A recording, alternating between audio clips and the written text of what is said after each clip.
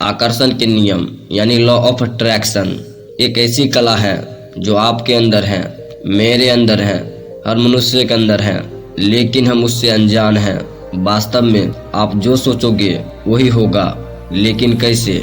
क्या आपने कभी सोचा है कि क्यों हमारे काम बनते बनते बिगड़ते हैं?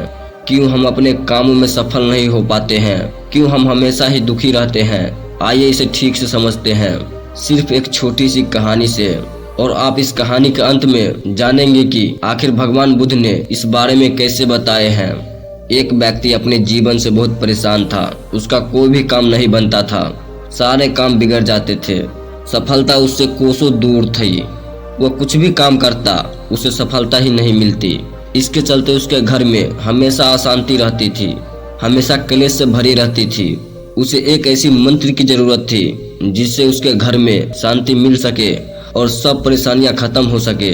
उसने कई लोगों से, कई ज्ञानियों से, विद्वानों से एक मंत्र की मांग की जिसको पढ़ने से उसकी सारी परेशानियां, सारे दुख दूर हो जाएंगे।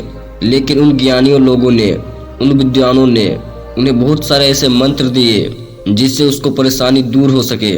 उसने सारे मंत्रों को अपनाया, लेकिन कोई भी मंत्र काम नहीं आया। कुछ दिनों बाद वह व्यक्ति एक गुरु के बारे में सुना।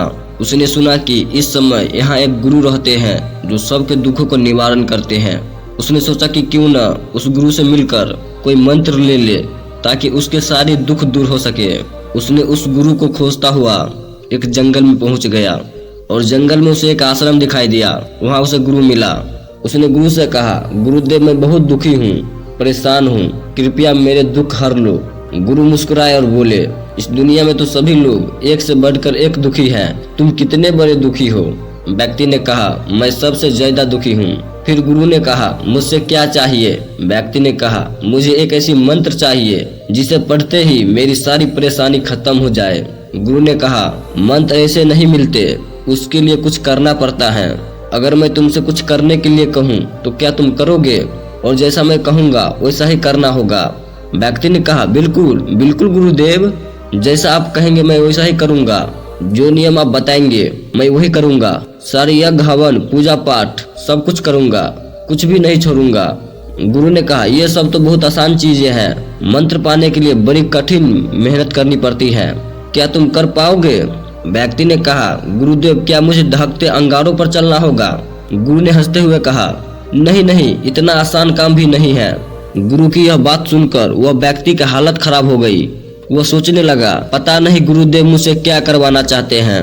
हर चीज इन्हें बहुत आसान ही लग रहे हैं, तो कठिन क्या काम है? व्यक्ति ने कहा, गुरुदेव कृपा करके आप ही मुझे बता दीजिए कि मुझे करना क्या है, मैं वो सब कुछ करूँगा जो आप बोलोगे। गुरुदेव बोले, जैसे तुम अपने घर से यहाँ तक आए हो वैसे ही तुम यहाँ से घर चले जाना और अपने मन में यह कहते हुए जाना कि मैं बहुत सुखी व्यक्ति हूँ, मैं बहुत सुखी हूँ। यह सुनते ही व्यक्ति बहुत खुश हो गया। बस गुरुदेव इतना ही बोलना है, इसे तो मैं यूं ही कर लूंगा। गुरु ने कहा, ठहरो जरा, पूरी बात तो सुन लो।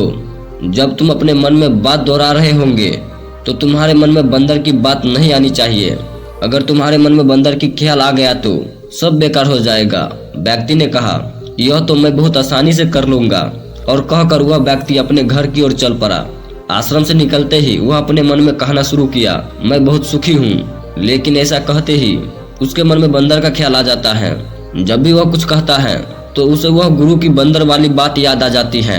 लेकिन वह यह भी कहता है कि मैं बहुत सुखी हूँ। लेकिन जब जब वह कहता है, बंदर का ख्याल उसके मन में और गहरा होते जाता है। फिर ऐसे कहते कहते वह रास्ते की ओर चला जा रहा था कि उसे रास्ते में बंदर दिखाई देना शुरू हो गया। उसे चारों तरफ बंदर ही बंदर दिखाई देता। उसने सोचा, आते वक्त तो यह बंदर कहीं नहीं दिखी, अब क्यों दिख रहे हैं? मैं अपने मन में सुखी हूँ, मैं सुखी हूँ। और ऐसा बोलता हुआ वो अपना घर पहुँच गया। घर पहुँचकर वो अपनी पत्नी से बोला कि बंदरिया मैं बहुत भूखा हूँ, बंदर परोस दो। मुंह से बंदर शब्द निकलते ही उसका मुख खुला का खुला रह गया। उसके सारी मेहनत और पानी फिर गया। उसने सोचा कि आज से कभी उसके मन में बंदरों का ख्याल तो आता नहीं था, तो आज कैसे आ गया? और उसे हर जगह बंदर ही बंदर दिखाई दे रहा था। वह सब कुछ छोड़कर भागते हुए गुरु के आश्रम पर जा पहुंचा। आश्रम पहुंचकर वह गुरु के चरणों में गिर पड़ा और बोला, गुरुदेव ये क्या हो गया? मुझे कुछ समझ नहीं आ रहा है। मुझे तो हर जगह सिर्फ बंदर ही बंदर दिखाई दे रहा है। ऐसा क्यों गुरुदेव? आपने कहा था कि बंदर का ख्याल नहीं आना चाहिए, लेकिन मेरे तो जुबान पर ही बंदर बैठ गया है। आज से पहले इतने बंदर कभी नहीं देखे।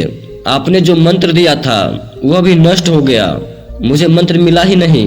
गुरु ने कहा तुम्हें मंत्र मिल चुका है, सिर्फ तुम्हें उसका उपयोग करना सीखना है। लेकिन गुरुदेव, जैसा आपने कहा मैंने तो ऐसा बिल्कुल ही नहीं कर पाया, फिर मंत्र कैसे काम करेगा? गुरु ने बोला पहले तुम इस मंत्र को समझ लो, अगर तुमने इसे ठीक से समझ लिया तो यह मंत्र अवश्य ही काम करेगा। फिर उस व्यक्ति ने कहा गुरुदेव कृपा करके मुझे जल्द ही समझाइए, मैं समझने के लिए तैयार हूँ। फिर गुरु ने कहा समझने के लिए तुम्हें एक बात हमेशा ख्याल रखना होगा कि तुम्हें बंदर का ख्याल न आना चाहिए। यह सुनकर वह व्यक्ति गुरु के चरणों में गिर गया और बोला मुझे तो आपके पीछे भी बंदर दिखाई दे रहा है, देखिए उस पेड़ पर केला खा रहा है। उनकी यह बात सुनकर गुरुदेव जोर से हंस पड़े और बोले हमारा मन ही हमारा मंत्र है, हमारे साथ वही होता है जो हमारे मन के अंदर हो, उसके गहराइयों में चल रहा होता है।